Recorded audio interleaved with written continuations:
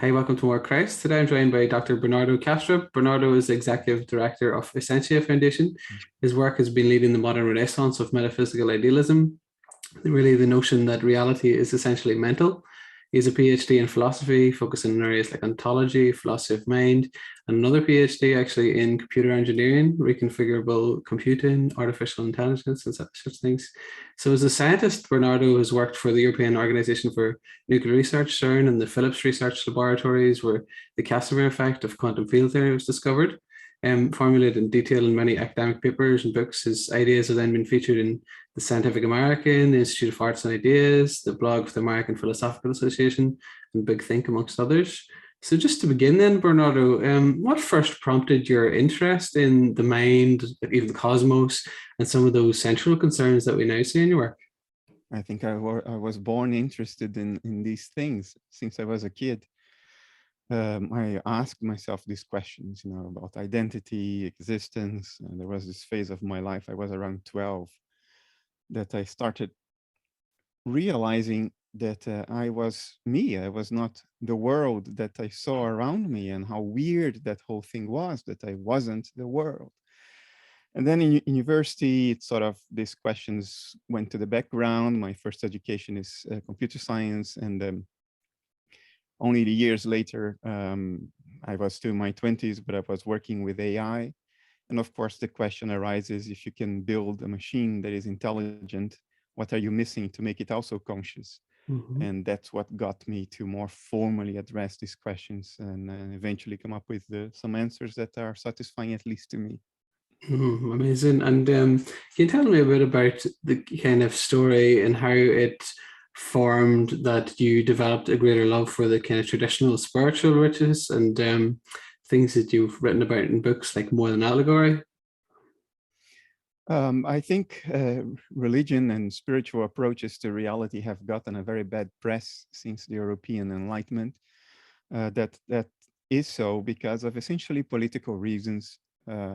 Early science was under death threat from the church. I mean, they did burn Bruno at the stake in the year 1600. So science had a healthy fear of ecclesiastic authorities back then. But that momentum gathered against religion stayed there, even when it no longer made much sense. It became a sort of an inertia in Western society, and it's unfortunate because now it makes us miss an incredibly rich and important part of our heritage, and I think that's a tragedy. Mm. And I want to ask you a little bit about influences then, Bernardo. Are there any particular persons who spring to mind who've been especially inspirational or influential in your life? Carl Jung has been very influential and inspiration for me since I was a teenager. Um, f- Several years ago, I was already a young adult. One specific paper by David Chalmers was very influential for me. One in which he framed the so-called hard problem of consciousness very unambiguously and very succinctly. He basically said there is nothing about physical parameters in terms of which we could deduce the qualities of experience, at least in principle.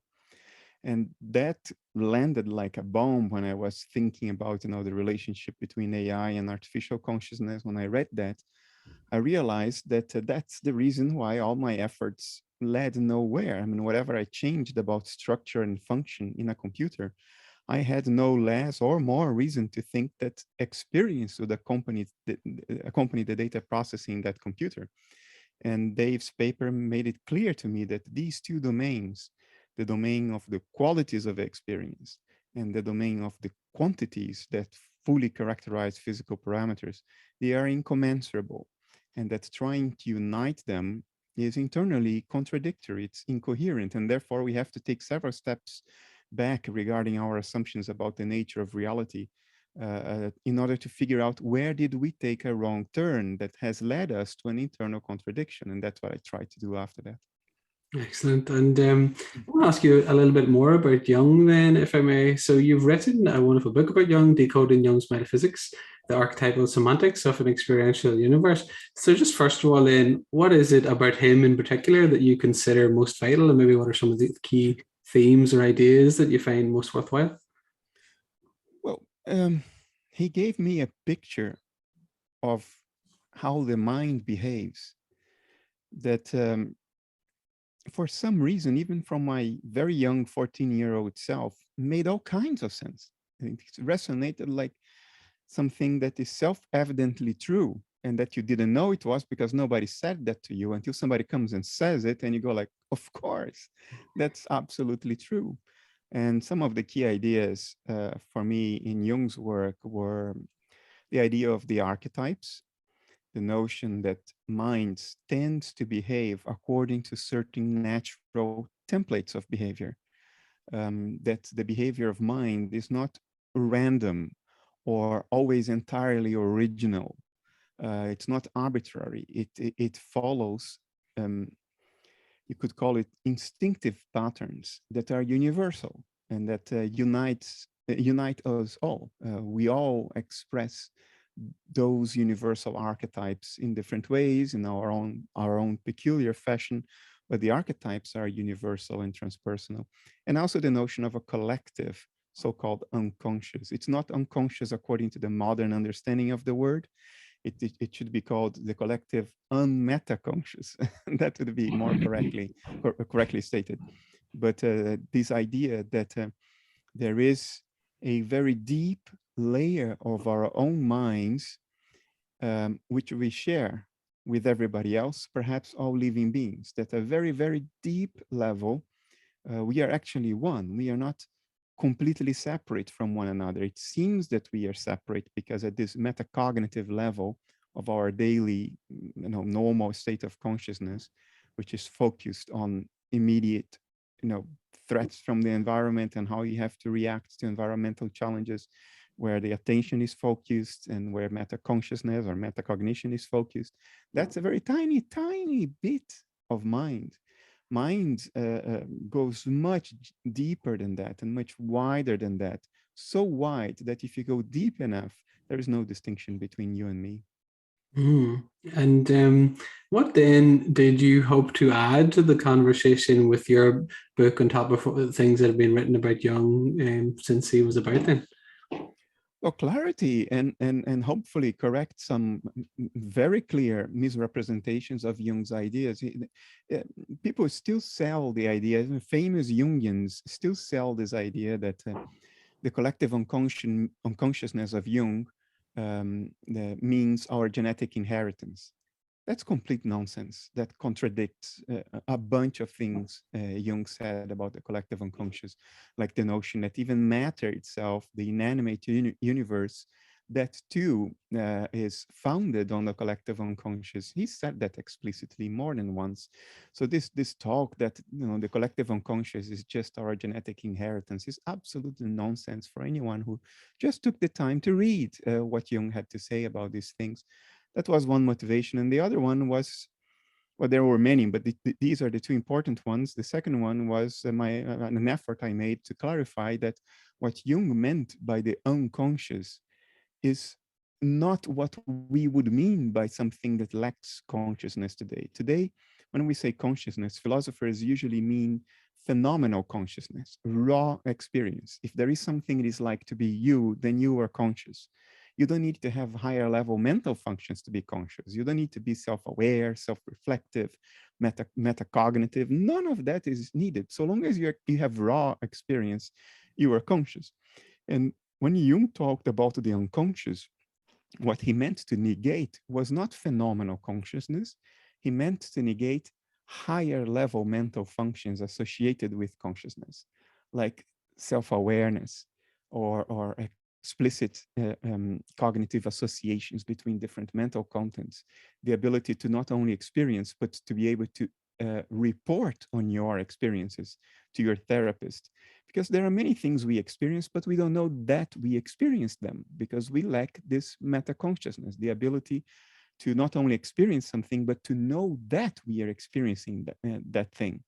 That's meta consciousness, and that's what the unconscious does not have. But the unconscious is experiential in nature, just like consciousness. And Jung was clear in that regard. If you actually read what he had to say when he elaborated on what he meant, as opposed to sticking to the meaning of a word that was different back in the late 19th century than it is today. Mm.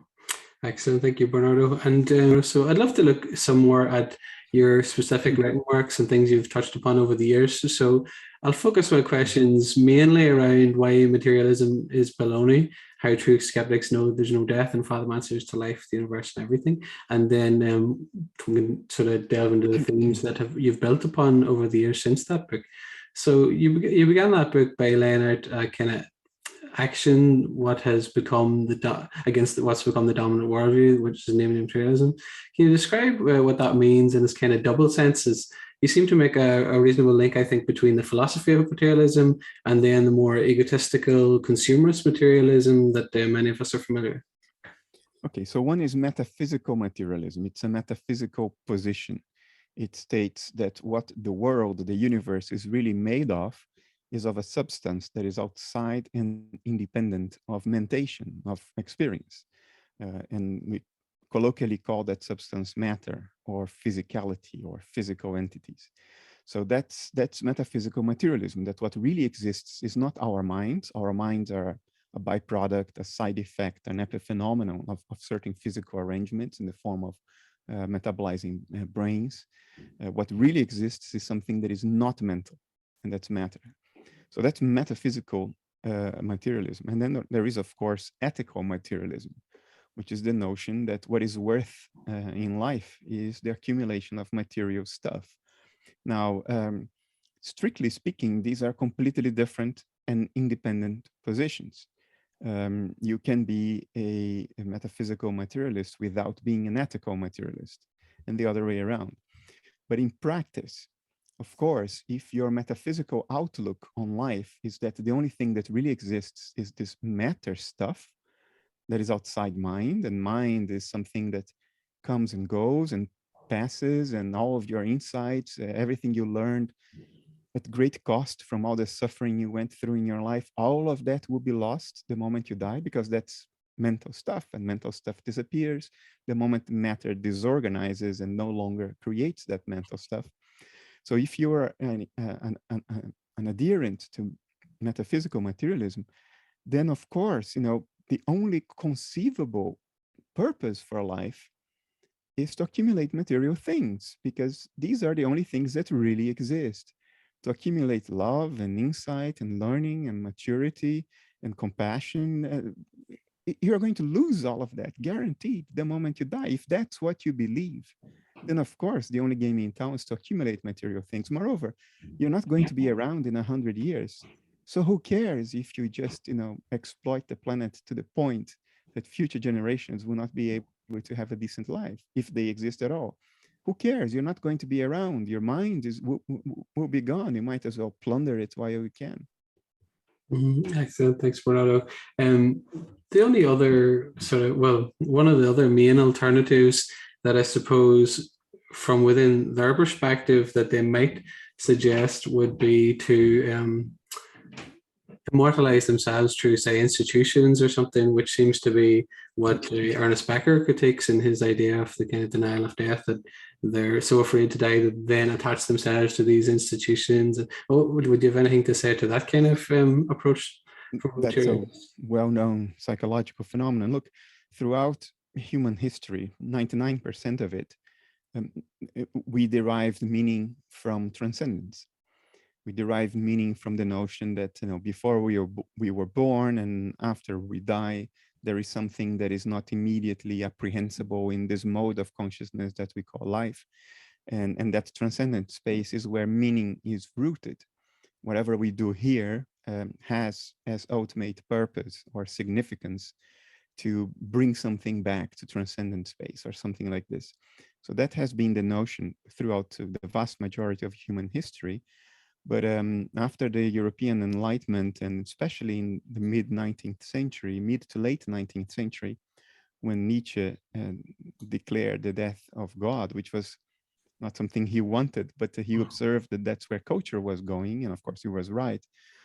We've lost this notion of meaning from transcendence because we've killed God. We no longer believe in transcendence. So where does meaning come from? We are meaning-seeking creatures. We cannot have life without a source of meaning.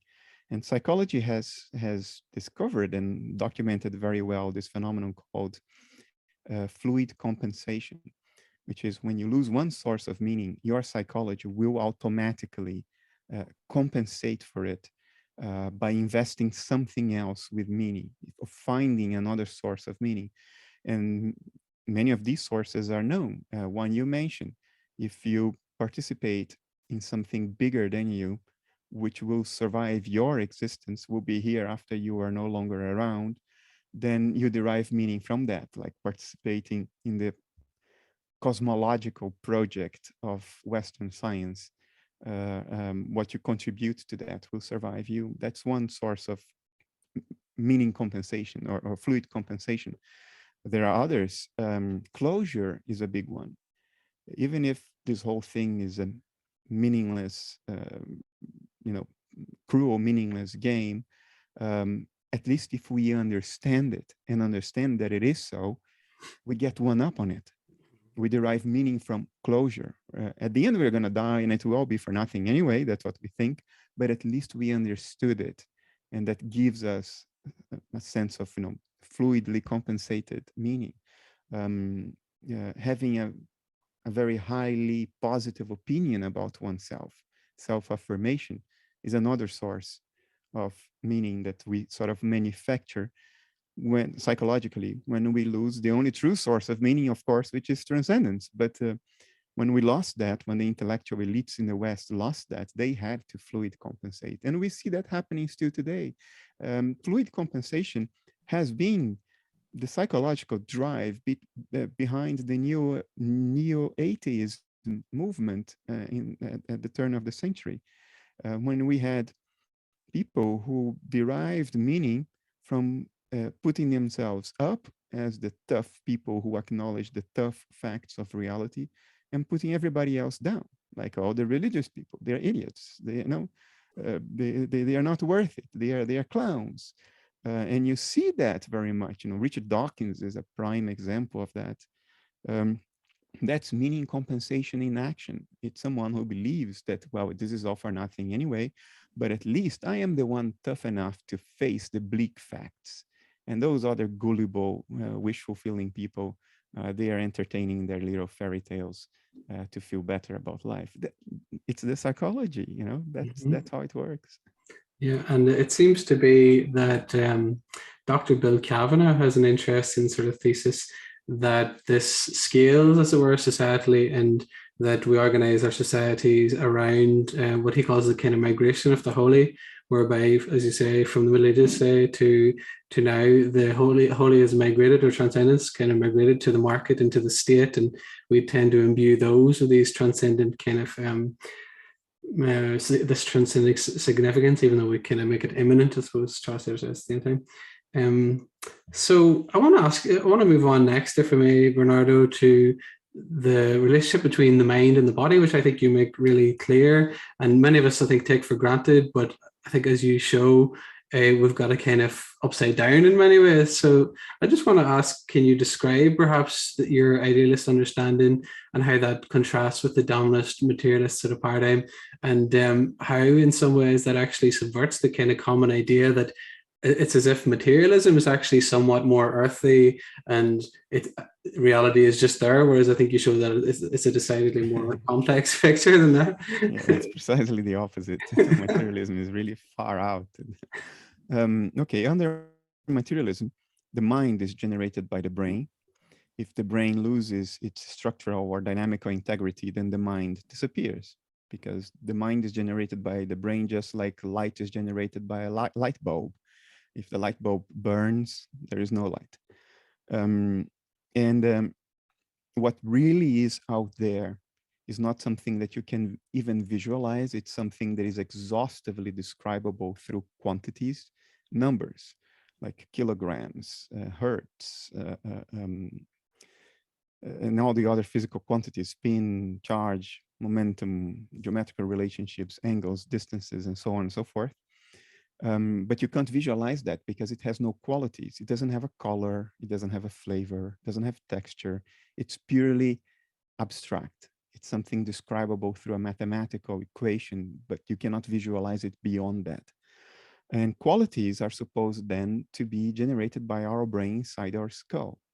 So the world of qualities, of colors, of melodies, of flavors, and smells that you experience around you is actually, according to materialism, inside your head. The inner surface of your skull is beyond the stars you actually see in the night sky, because the stars you see are qualitative things. They are shiny, they are white against a black or dark blue background. And all those qualities under materialism are not out there. They are inside your skull. So your skull, the inner surface of your skull, is above the moon you see at night. There is a moon outside your skull, according to materialism, but it's not your experience of the moon. There is an abstract object beyond your skull that you cannot be acquainted with directly. You cannot even visualize it because visualization immediately entails qualities, and that object, which is really out there, has no qualities. It's just geometrical relationships and mathematical equations floating in the vacuum of space. So the moon you actually see is below the inner surface of your skull. The world is in your head. The world you experience is in your head. The supposedly real world that is out there is not something you can experience directly. That's materialism. And of course, there are at least 5 reasons why this is wrong, each one of them sufficient to completely debunk materialism. Idealism, on the other hand, is the notion that it's not your mind that is inside your head. It's your head that is in your mind. It's the other way around. Or to speak religious language, the soul is not in the body. It's the body that is in the soul. Under idealism, analytic idealism, which is what I put forward, the body, including the brain, the living brain, the metabolizing body, is what a certain configuration of consciousness looks like. And that's why brain activity correlates with experience. It's because brain activity is what experience looks like when observed from the outside, or technically from across a dissociative boundary. So your mind is not in your body. Your body is a representation of your mind, a cognitive representation of the state of your mind. Therefore, your mind is not inside your body. The moon you see is not inside your body. The moon you see is in your mind, but so is your body. Your body and the moon, they are both in your mind. Your head is inside your mind because your head is a cognitive, qualitative representation of your own mental state. And it seems like it's a very difficult idea to wrap your head around, but it's incredibly sensible and intuitive once you really get it. Excellent. I agree. Thank you, Bernardo. And you also described the hard problem of consciousness, which people might know at a popular level, but not really know what it's about. Can you tell us a bit about that and how you describe it in the book and how that is, why that's significant? Well, metaphysical materialism states categorically that the mind is an epiphenomenon of the brain. In other words, it is brain activity that somehow generates or even is the mind. There are materialists out there who go as far as to say that consciousness doesn't exist. It's just brain activity. I mean, or consciousness is an illusion, which is it's probably the stupidest thought ever conceived by the human mind in the whole history of thought. Because of course, an illusion is an experiencing consciousness. So you cannot say that consciousness doesn't exist because it's an illusion, because if there is an illusion, then of course consciousness must exist in order for there to be an illusion. So if that's the postulate that the mind is somehow generated by the brain, then for this idea to hold any water, someone at some point will have to articulate how is it, at least in principle, that if, electrochemical activity in our synapses, which is something describable through physical parameters, generates the feeling of falling in love or being disappointed or smelling coffee or biting into an apple. There is, and that's the hard problem, as it turns out, there is nothing about the physical parameters that can describe brain activity in terms of which we could deduce in some more or less natural and logical way the qualities of experience. Like if you have this pattern of brain activity, then we can deduce that you should be feeling hungry. But there isn't such a link. The link is merely empirical in the sense that we measure your brain activity when you are hungry, and we know the correlation between the two. But there is no in principle natural way to deduce one from the other than to just measure and see what the correlation is. And notice that this is not the case for literally everything else in science. When we discovered the Higgs boson at CERN 10 years ago, we had a complete elaboration of how and why the Higgs boson and its associated Higgs field creates mass, makes things have mass and not fly at the speed of light all the time. We had a chain of deduction that allowed us to very naturally come from here's the Higgs boson to it's difficult to get a train to move. And that chain of deduction existed before we even measured the Higgs boson, before we even found a Higgs boson. We never measured the Higgs boson directly, but before we even found the footprints of the Higgs boson, there was a natural chain of deduction. You cannot have this natural chain of deduction from brain activity to mental states, qualitative states. These two domains are completely incommensurable. The link between the two is arbitrary. You have to measure them to see what the link is. There is no way to deduce that or to logically infer one from the other. And the reason is that we mistake the map for the territory.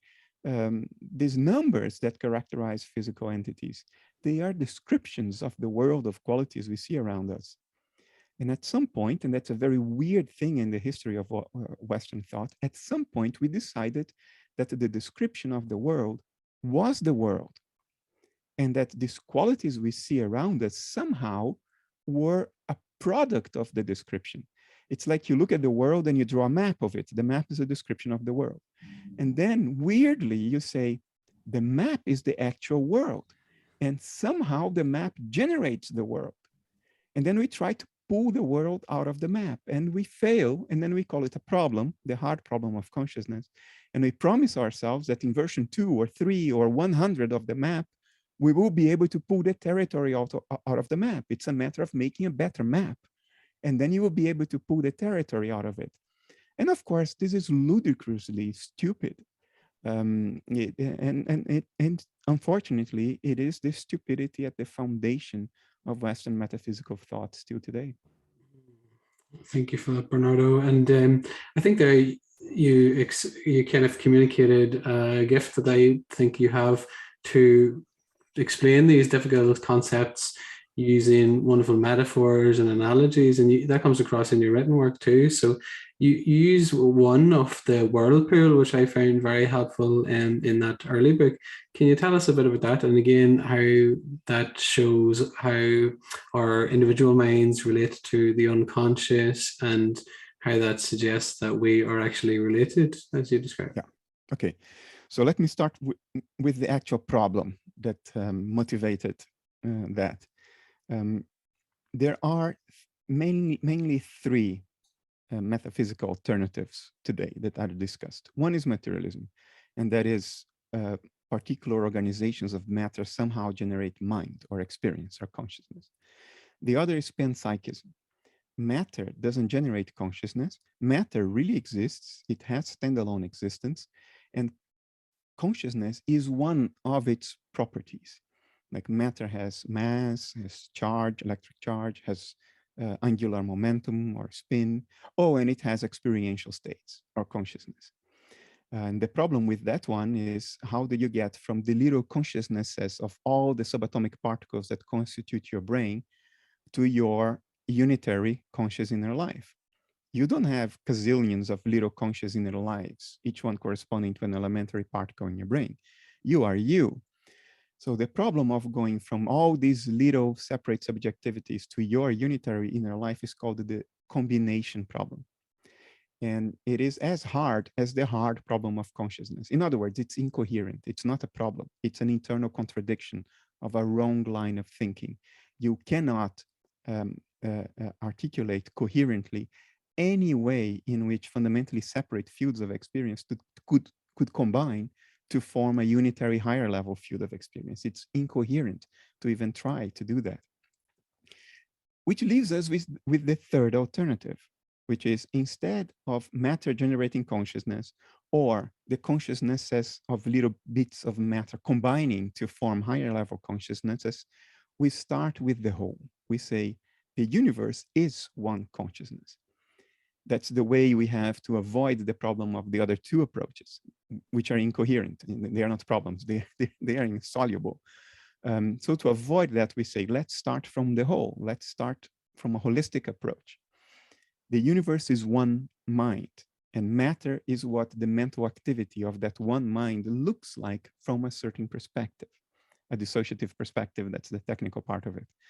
But then if that's your starting point, you have to account for how come I can't read your thoughts? How come I don't know what's happening in China or in the galaxy of Andromeda right now? Because if it's all one universal mind, I should know all these things. No, I'm part of that mind and it's one mind. Therefore, I should know everything that's going on in that one mind, but I don't.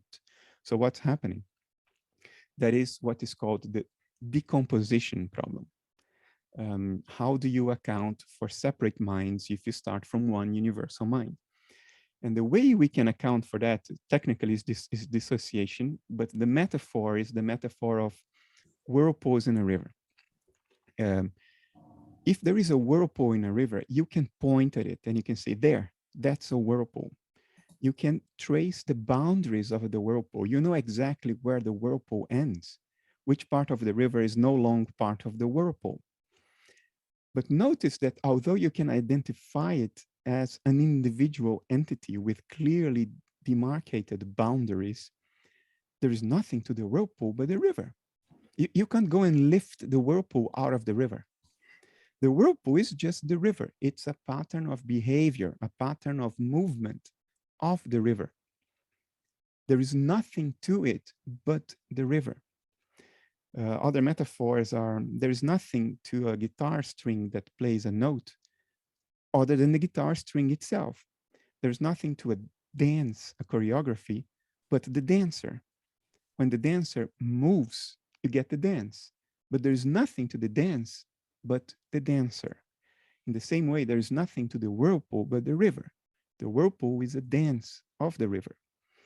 But it's a dance that is such that you can demarcate a subset of the river and you say, here is the whirlpool. And here the whirlpool ends. It's an individual within that whole. And that's a metaphor for our minds. Just as the whirlpool is a pattern, an identifiable pattern of localization of water in the river, water that instead of flowing through keeps on turning around a certain point, our mental inner lives are a pattern of localization of the universal stream of mind. And that pattern of localization that we call our lives, our conscious inner lives, has an appearance. You can delineate its boundaries. It's the boundaries of the body. And you can say, here the body ends. Just like you can say, here the whirlpool ends. But we cannot be lifted out of the universal mind in exactly the same sense that you cannot lift the whirlpool out of the river. Our minds are just a universal mind doing a dance of localization that seems to become individuated, just like a whirlpool seems to be individuated. It's a thing. You can point at it and say, there's the whirlpool. Here are the boundaries of the whirlpool. You can point at we can point at each other and say, there he is. Or you can point at yourself and say, here I am. These are the boundaries of my mind. If I squeeze my skin here, I feel it. It's part of me. If I squeeze my cat's mattress here, I don't feel it. So that's not my mind. And the same thing for the whirlpool. You can tell where it ends, and yet there is nothing to it but the river. In the same way that there is nothing to our seemingly individuated conscious in our lives, but universal consciousness dancing this dance of localization that one day comes to an end. Mhm. And I want to take it in a slightly different direction next, if I may, if you're comfortable with this, Bernardo.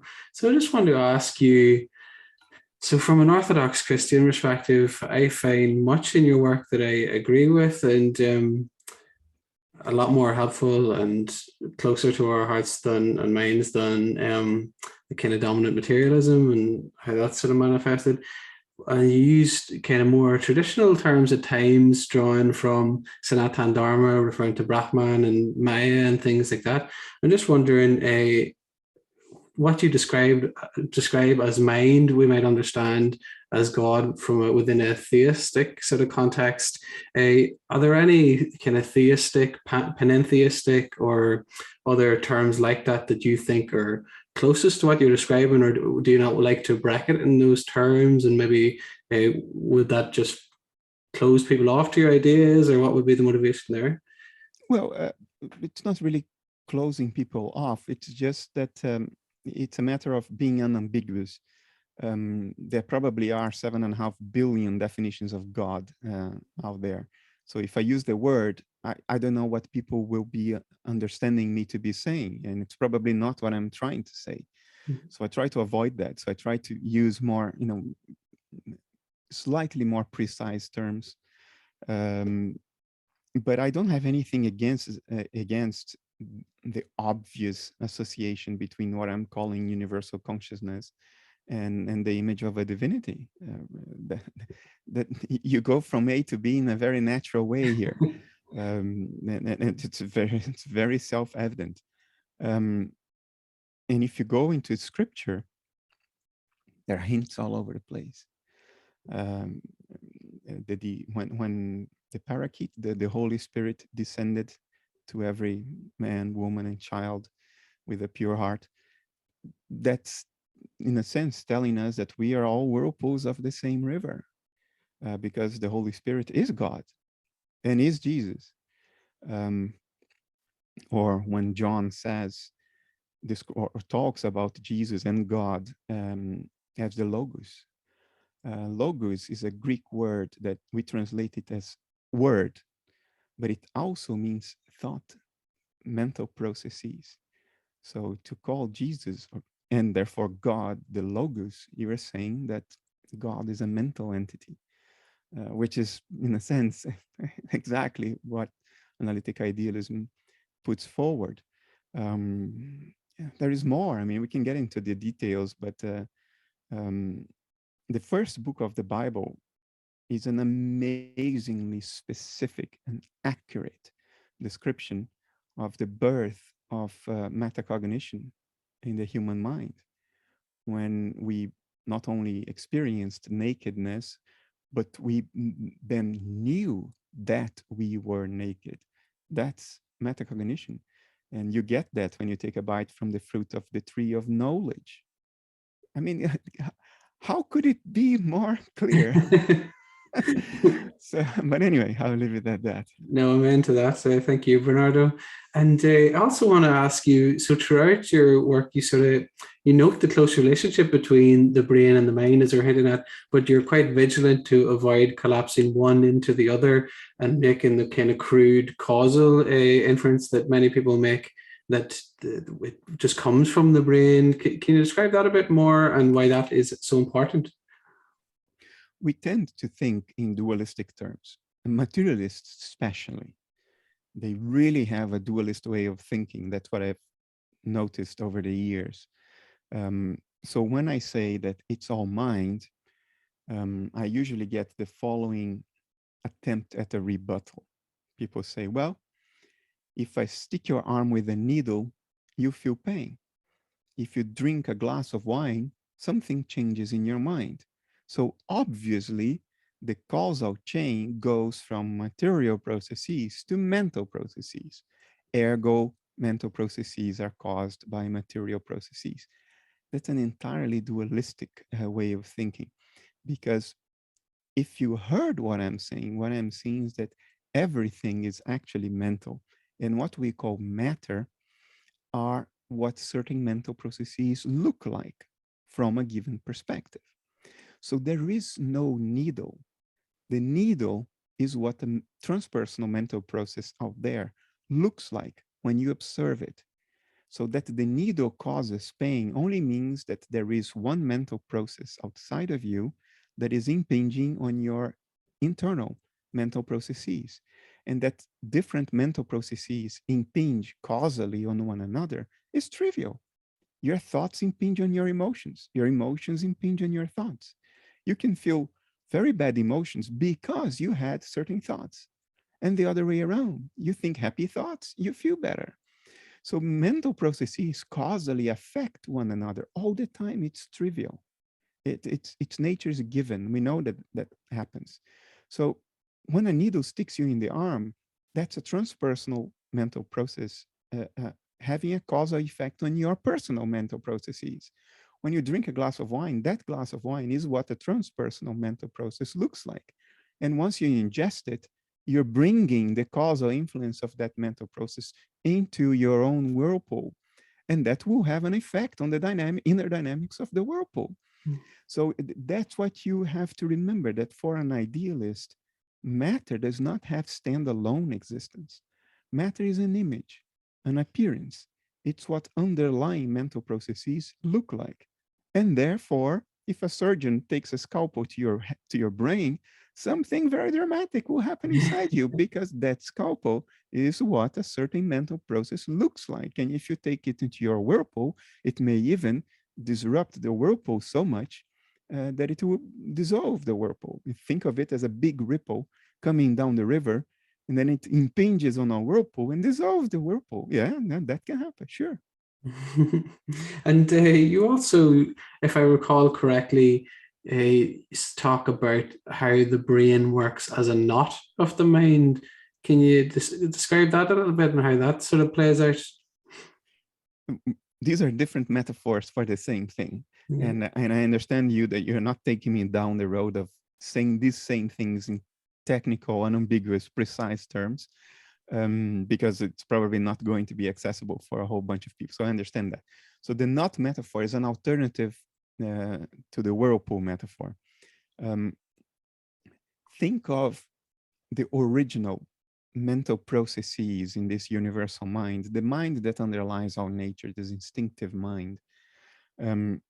Think of them as threads, just like our thoughts tend to be threads. You have one thought that leads to another, that leads to a memory, which leads to another thought. It's a thread of cognitive associations, and we think along these threads. So you can picture this universal mind's mental activity as these threads. Now imagine that instead of linear threads, that these threads start turning in upon themselves. It's like you have a thought that leads to a memory, that leads to an emotion, which leads you back to the original thought, which leads to the memory and leads to the emotion and leads you back to the original thought. We all experience this. We all loop. These are thought loops. Usually they are detrimental. They are associated with addiction, with obsessive compulsive disorder, with even less pathological things. When we are brooding, we fall into these thought loops. So we all have experience of what these loops of chains of associations feel like. Now, if you think of all of those threads of the universal mind forming these loops and getting tied together and folding in upon themselves, you get a very complex Gordian knot of mental associations that, instead of flowing into the vast universe of mentation out there, becomes self-focused, because all of those threads sort of fold in upon themselves, forming this ever tighter and tighter knot That's the human mind. That's the mind of a living animal or a living entity that seems to be separate from the rest of what's going on in mind because it has become so self-focused because of all this, this knots of cognitive associations that form. We are not born quite like that. There is a certain knotness to our being born already. But usually it takes exposure to the culture for a few years for that knot to really form. It doesn't form before you're 7 years old. Before that age, you are the world. No, you're not an an observer of the world, and the world is separate from you. No, you are the world, because it's entirely natural for us to think like that prior to culture. Let me give you an example. When we have different thoughts in the course of a day, we don't think of those thoughts as part of the world. They are ours, our thoughts. We go from A to B to C to D to to E to F, all different thoughts.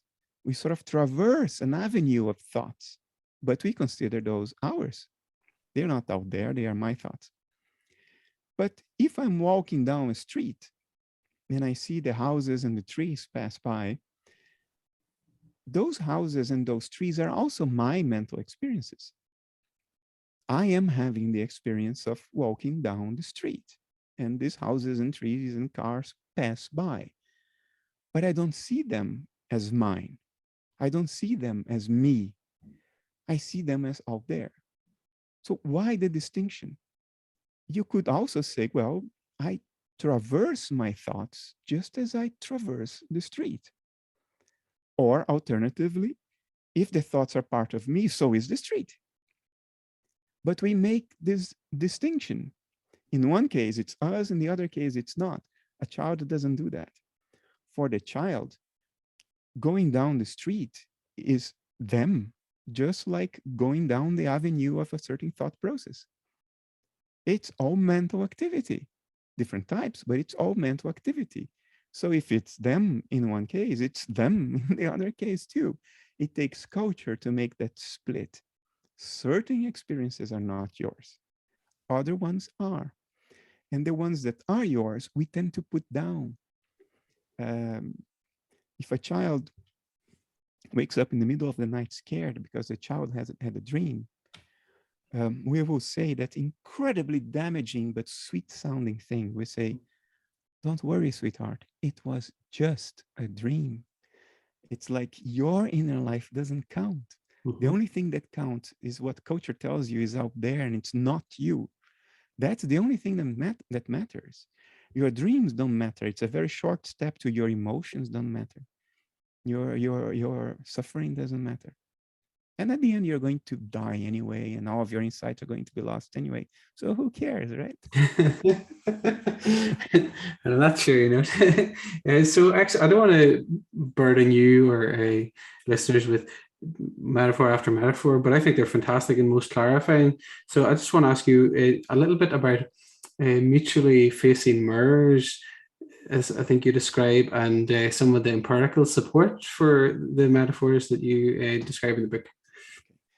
So that's the part about meta consciousness. And let me try, I'll repeat the distinction between consciousness and meta consciousness.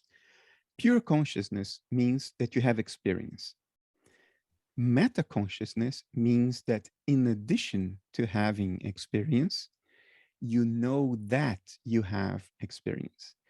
This knowing that you have experience is an internal re-representation of mental contents.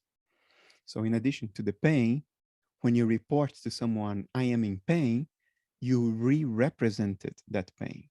Because now not only do you experience having the pain, now you experience knowing that you have the pain, and therefore you can report it to your doctor, to the nurse, to your partner, whoever. And this is very important because meta consciousness is recursive. You can apply it to itself again and again. So not only do you know that you're experiencing something, you know that you're experiencing something. and you know that you know that you know that you're experiencing something. And you can go like this forever. We call this attention, not flow. Flow is a different kind of attention. Flow is when you lose that altogether and you sort of flow with the experience. But laborious attention, like when the teacher tells the kid at school, pay attention, that's what you do. You know that you know that you know that you are reading that thing. And sometimes all of these degrees of recursion, this knowing that you know, can distract you from the actual thing. You lose sight of the thing. Pupils at school know that all the time. Try to pay attention explicitly, and you will realize that you no longer know what you're reading because you're so busy with the process of paying attention that you lose sight of the origin of the thing. Um, this recursive process of re-representation or recursive metacognition is like two mirrors facing each other. They reflect each other's image ad infinitum, and we call the effect the infinity mirror, I think it's what's called. It's like a camera filming its own images on a monitor. It goes down forever. And that has the effect of focusing consciousness so much to such a degree that it obfuscates everything else that is not part of that recursive process. It's the pupil at school. If you focus so much on trying to pay attention, you no longer know what's happening around you. You no longer know even the thing that you're trying to pay attention to. Everything becomes obfuscated by this re-representation, this recursive re-representation process, like two mirrors facing each other. And unfortunately, that's what happens to all of us all the time. We are experiencing a whole bunch of things that we don't know that we are experiencing because we are so focused on a subset of it. We put that subset of it under the microscope of these recursive re-representations, and that obfuscates everything else. We lose sight of nuance, of subtlety. We no longer recognize the assumptions that we are automatically making and may be completely wrong. It's like not seeing the stars at noon. If you are a photographer, a sky photographer, you will know this from experience. The stars are all visible at noon, actually the planets as well. If you had a good camera with enough zoom capability, you can zoom into Saturn in a sunny day at noon, and you see it clearly. It is right there against a light blue background. You can see the moons of Jupiter at noon if you had a good camera. Therefore, the photons from Jupiter's moons and Saturn, they are all coming through. They're not being lost. They're not being filtered out by the atmosphere. They are coming through and they are hitting your retina if you just look at the right place. But you will not be able to tell yourself, I'm seeing Saturn, because your vision is obfuscated by the glare of the atmosphere. Obfuscation renders you practically or effectively blind to the entire universe around you at noon. And so that's a metaphor. The exact same thing is happening to you right now when it comes to your own mental universe. There is a bottomless mental universe in you, but you are dissociated from a lot of it. And the rest of it, you can't see, just for the same reason that you can't see the skies at noon. Your metacognition, your paying attention to the things that the narrative in your mind tells you are the things that matter. You're paying attention, straining to pay attention to the things that matter, creates a mental glare that obfuscates all the subtlety, all the nuance that's going on in that immense inner mental environment that is you. Excellent. Thank you, Bernardo. And I think that's incredibly helpful for people even to understand mystics and where mystics are coming from.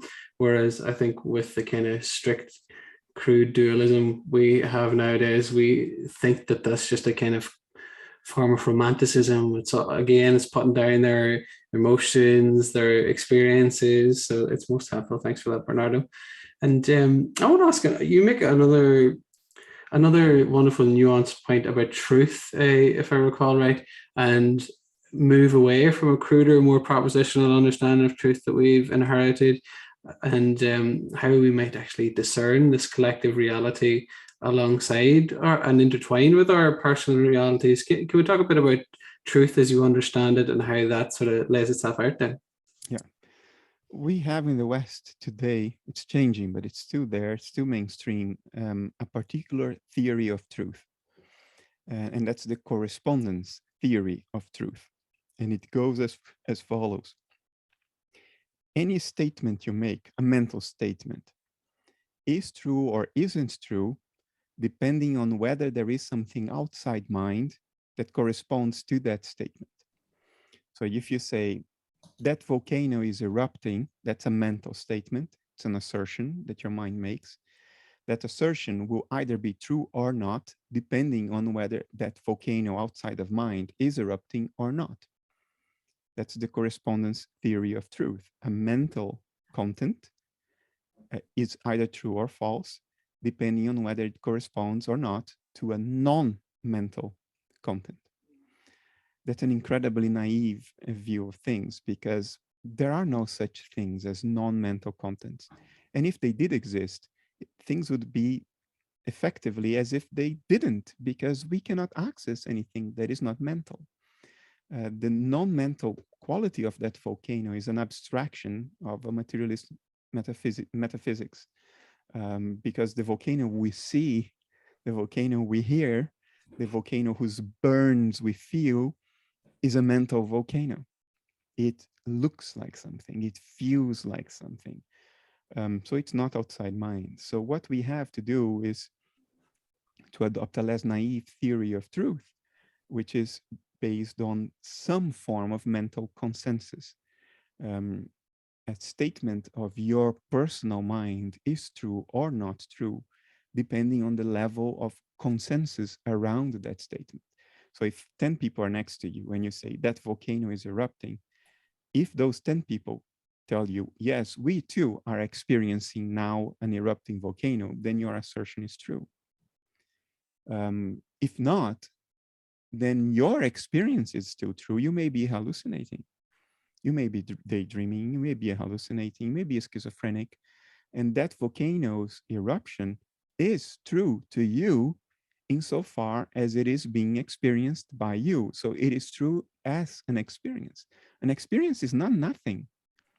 No, there is a difference between having the hallucination and not having the hallucination. The hallucination is not nothing. It exists as such, as a mental content. But of course, if we would say that everything is true if it is experienced by one person, then the next person to declare himself the second coming of the Messiah, we will have to follow that person because it's true for him or her, right? And of course, that's not sustainable. So what we have to do is understand that truth or falsity is a consensus determination.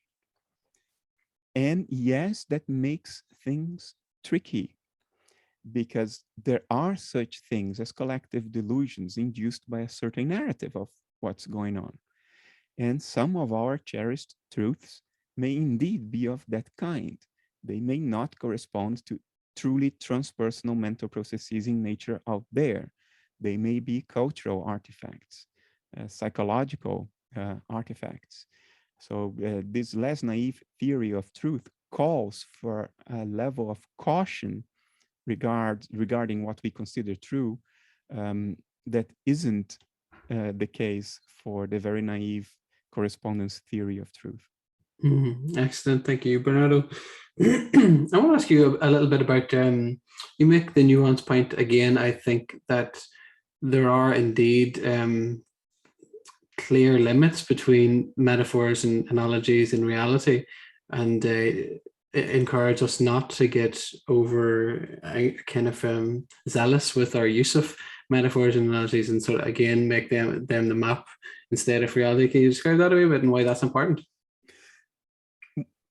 the notion of a literal explanation or a literal description is fairly recent. It's a Western thing. Before that, all humans thought analogically. They thought through analogy. So analogy is when you say time is a river, or a metaphor. It's when you say time is a river. You don't mean that time is literally a river. If you had said time is a river 2000 years ago, nobody would have this weird thought that you're saying that time actually is a river made of water flowing. That's not the point. The point is there is something about time that is the same about the river.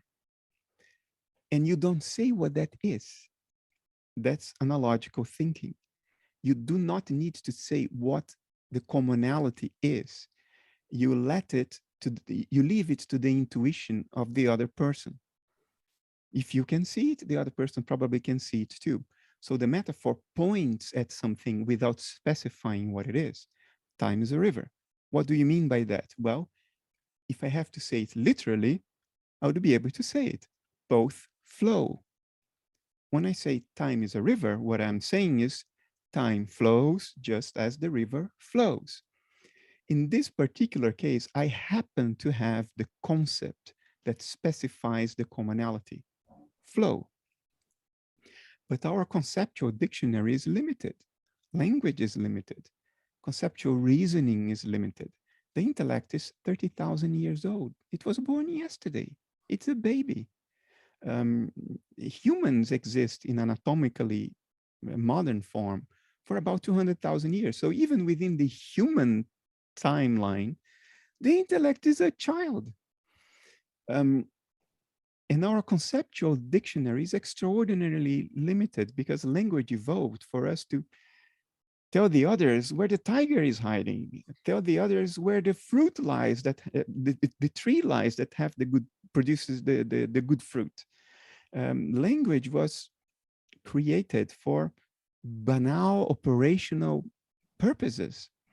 It was never meant to describe the deepest underlying truths of nature and reality, the underlying truths of being. We don't have the concepts for that. Why should we? We've been walking around this rock for 30,000 years with as intellectually thinking, symbolically thinking creatures. And that is the important point. For most of the things that matter, all I can do is to say time is a river, because I don't have the concept that applies. I don't have flow. So I can't say literally that time flows. All I can say is appeal to an analogy such that the other person can recognize what I mean without there having to be a concept, part of a shared dictionary that can literally point at it. And that's the tragedy, because in our Western culture, in its immense naivete and inability to be self-critical, we think today that everything that exists and matters can be described literally. We think that everything of any salience, of any significance, can be captured within the set of concepts in our dictionary. This is so abysmally naive that it hurts. Of course, we don't have yet the shared conceptual dictionary to specify all the things that are salient, all the things that matter to life. Literally, we don't have. Mm-hmm. All we can do is to say, time's a river, because we don't have the concept, we don't have the flow. And guess what? That's exactly what religious mythology does. Because we don't have the conceptual dictionary to refer literally to the ground of being, to what really, really, really at root level is going on. We have to say that analogically, metaphorically. And when the Jews wrote the Old Testament, the Jews in exile in Babylon wrote the Old Testament 2,500 years ago, it would never have occurred to them that when they said time is a river, that anybody would have the thought that it's an actual river of water flowing. Of course not. Nobody thought like that. Therefore, nobody would write like that. When they said time's a river, they counted on your intuition to understand that what is being hinted at, it's something we don't have the words for. Excellent. Thanks, Bernardo. I know one retort perhaps to that might be from what Rupert Sheldrake calls the science of the gaps, whereby people say, oh, well, we haven't had the kind of language to describe this phenomena in the past, but one day science will answer all the questions. But it sort of assumes, built into that kind of philosophy, that all questions are scientific in that mode of questioning. Would you like to speak to that and some of the Yeah, friction? that's also incredibly naive. That this kind of idea is rooted on a profound lack of understanding of what the scientific method is and entails. Science is the study of nature's behavior, not of what nature is. Science can say very, very little. And what it can say, it can only say by implication. It cannot say directly. Science can say very little about what nature is, because the methods of science do not give us direct insight into being. They only give us direct insight into behavior. To be more specific, the scientific method is based on experimentation. You set up an experiment, you control the conditions of the experiment, and then you record the result. What is happening there? Well, what is happening is that when you set up the experience, you're posing a question to nature. And nature answers that to you in the form of the experimental result by behaving in a certain way. The answer to an experiment is always a behavior of nature. In other words, it's something nature does in response to your experimental conditions. So I used to work at CERN in Switzerland. So when we collide protons at a very high number of tera electron volts with each other, we are posing a question to nature. And how do you get the answer? Well, we get the answer because in response to that collision of protons that we force, nature behaves in a certain way in response to the collision. So nature behaves by producing a whole number of subatomic particles that we detect with our calorimeters and our trackers and all that, and we reconstruct all that, and we say, oh, there was a Higgs boson there. But we do that because nature has done something that we then measured. In other words, what we measure is what nature does. It's nature's behavior. Now, what is a scientific theory? A scientific theory is a model to predict nature's behavior. That's all there is to it. And as a tool to make that prediction, we play a little game. We pretend that nature is made in this or that way. And if by pretending that our predictive model gives the right answers, makes the right predictions, then we can continue pretending that that's what nature is. But it's a game of pretend. Let me give you concrete examples. When Newton said that there is gravity, there is this invisible force that acts instantaneously at a distance between bodies, pulling them to one another, that's a pretend. We pretend that there is this invisible force. Now, at the time, this was absurd. It took the French 50 years to stop laughing of Newton and these invisible forces acting instantaneously at the distance. What have you smoked? Are you on drugs? But of course, after those 50 years, science embraced that. There is gravity. And that went along until Einstein. And then Einstein came around and said, nonsense. Of course, there isn't such an invisible force acting at a distance. What is really going on is that the fabric of space-time is bending and twisting. Well, too bad it's invisible too. So now that's what nature is. Well, until Carlo Rovelli came along and the loop quantum gravity people, and they're saying, no, it's not the fabric of space-time. Malarkey, that's nonsense. Time, it doesn't even exist fundamentally. It's created by quantum level processes at the microscopic scale. So you see, these are what we call convenient fictions. We pretend that there is such an invisible force. We pretend that there is a malleable fabric of space-time. We pretend that there is the Higgs boson. We never measured one. What we measure is what the Higgs boson decays into. And even those are not really particles, they are bumps on histograms. So all of these things that science may say, the world is made that way, these are convenient fictions, and their only purpose is to predict the behavior of nature. In other words, nature behaves as if there were an invisible force. Nature behaves as if there were a little particle called the Higgs boson. And that's all there is to it, and that's all we need. That's all we need. We need to find the convenient fictions that are such that is as if those fictions were true. Nature behaves in a way that is as if those fictions were true. That's all there is to science. And if the predictions are correct, your theory is good. If your predictions are not correct, your theory is bad. But even in the good theories, there are these convenient fictions, and they are just that. They are just convenient fictions. We cannot forget that that's what these things are. Give you another example. Sorry, I'm talking too much, but this is rich territory. You may be a 7-year-old kid and be world champion in a computer game. Now, I'm an old-fashioned guy, and I'm from the Atari 2600 generation. And there was this game called Hero for the Atari 2600, in which you are a guy with a little helicopter backpack, and you have a laser gun, and you go down a dark cave shooting at things. And if you touch a wall that is glowing, then you die. And if you touch a spider, you die. And if you kill the bat, then you score points. So a 7-year-old kid can be world champion playing that game.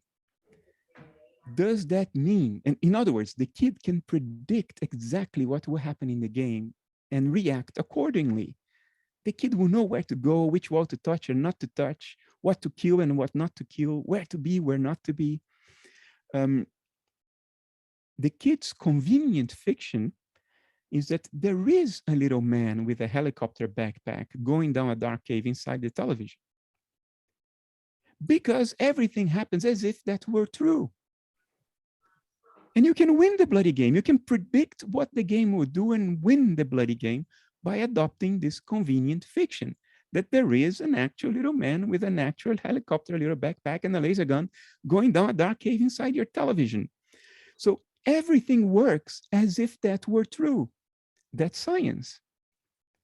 If you have a convenient fiction that you can apply and make correct predictions and win the game, then you win the Nobel Prize. Yeah. And on the basis of that, we can develop technology. We can build computers, cell phones, develop drugs, because everything works, insofar as we can determine, everything works as if that convenient fiction were true. You can be a world champion playing hero by adopting that convenient fiction. Even more, you must adopt that convenient fiction, because if you try to stick to what is really going on, gazillions of microscopic switches open and closing inside silicon chips, that's what's actually going on. That's the reality of the game, software and hardware. If you're going to try to play the game by being aware of what is actually going on, you're not going to win. You need a convenient fiction. That's what science and technology are all about. Does that mean that we actually know what's going on, what nature is? No, and for exactly the same reason that the 7-year-old kid world champion in a computer game does not have a clue what is actually going on. What is all the hardware and software doing inside the console? And you don't need or want to know that. All you want to have is a convenient fiction to predict nature's behavior. That's what's actually going on. And therefore, to say that science will lead us to all the answers that matter, that science will lead us to understanding all the hardware and software underneath, no. Science is one very important method to knowledge. It's certainly not an exhaustive method. There are things that it cannot fundamentally answer, like what things are. Science works with convenient fictions in order to predict behavior. It cannot give you direct insight into what things are. For that, we need philosophy. For that, we need introspection, maybe religion. Excellent. Thank you, Bernardo. So I just want to ask you one more question, if I may, about that early book. about materialism, why it's baloney. So I think this is most important and a wonderful input from your work. So you show, it's obvious if you read the literature, but modern materialism has a real problem with free will and forming a coherent understanding, I think, of free will. Can you help us understand this kind of quality of free will and how this even ties in with our limitations and why that's important? I think our understanding of free will is faulty, may even be incoherent. When we say, I have free will, we don't mean that our choices are random, purely random. That's not what we mean by free will, that you toss a coin every time you make a choice. It doesn't seem right, right? But if we say that our choices are determined, well, that's also not free will. Because if they are determined, then it's not a choice. So it seems to require semantic space in between randomness and determinism. The problem is there is no such semantic space. Things are either random or they are determined. So what do we really mean by free will? What we mean is that our choices are determined, but they are determined by my tastes, by my preferences, by my personal history, by my goals, by my purposes, by my value judgments. In other words, choices are determined, but they are determined by me, by what I identify myself with. They are determined by the processes that I take to be me. They are not random, but they are not determined by anything that I don't identify with. That's what we mean. Now, the problem is that not one of us, not even the hardest core materialist on this planet, sincerely feels in their heart of hearts that they are the electrochemical activity in their neurons. Because from their own first-person perspective, that electrochemical activity is an abstraction. You are not experiencing electrochemical activity. You're experiencing your preferences, your dispositions, you're experiencing your fears, your tastes, your likes, your dislikes. That's what you identify with, because that's what you're directly acquainted with. Neurons firing inside your head is an abstraction. It's a theoretical abstraction. Yes, one could crack your head open, put a mirror on top, and look, those are your neurons firing. But you would still not identify with that because they are then perceived but not felt. You don't feel that it is the electrical activity in your neurons that determines your choices. That's not what you feel. You feel that your choices are determined by what you by the tastes that you feel, by the preferences that you feel, by the goals that you feel, not by electrochemical activity. Now, from that perspective, analytic idealism would grant you free will, because it says that the electrochemical activity of your brain is just a representation of your dispositions, your tastes, your preferences, your disposition, states, and preferences. These are the things in themselves. This is what really exists. It's your experience. That's what really exists. The electrochemical activity in your brain is it's a representation of those experiences. In other words, it's what those experiences look like from an external perspective. Therefore, your choices are determined by the thing in itself, by your tastes, by your dispositions, by your goals. This is what's actually determining your choices. Brain activity is not determining it. Brain activity is just what these things look like from an outside perspective. Ergo, you do have free will from that perspective, in that sense. Now, if you dig deeper, are you free to choose your tastes, your dispositions, your goals, your preferences? Arthur Schopenhauer, a famous Western philosopher from the early 19th century, would say, no, you are free to act according to your will, but you are not free to will your will. Because if you were, we would all be infinitely happy. Whatever the situation I have in my life right now, I would choose to want exactly that above all else. So if I am serving a life sentence in solitary confinement, I would choose that that's exactly what I want. And I would be in a sort of cathartic state throughout my life sentence. Everybody would be infinitely happy. Is that what's happening? No, we don't get to choose our goals, our tastes, our dispositions, our likes and dislikes, our fears, our wants. We are willed. And then we are free to act according to that will, but we are not free to will what we will. So we have free will in the sense that we can act according to our will, but that will is itself not free. And that is very, very good. Because if we were free to will our will, life would be absolutely meaningless. There would be no impetus that is authentic, that is natural, that it's coming from the foundation level of nature, something that nature wants to express through you. Everything would be banal because we would just choose what to will according to convenience. It would be a universe of pure banality, a catastrophic cosmic situation. So what actually happens is that nature wills through us. And that's exactly how I think, personally, things should be. Without it, there would be no such a thing as a life of service. Without it, there would be no goal, no meaning, no telos. There would be no sacrifice in the original meaning of the word. To sacrifice is to make sacred.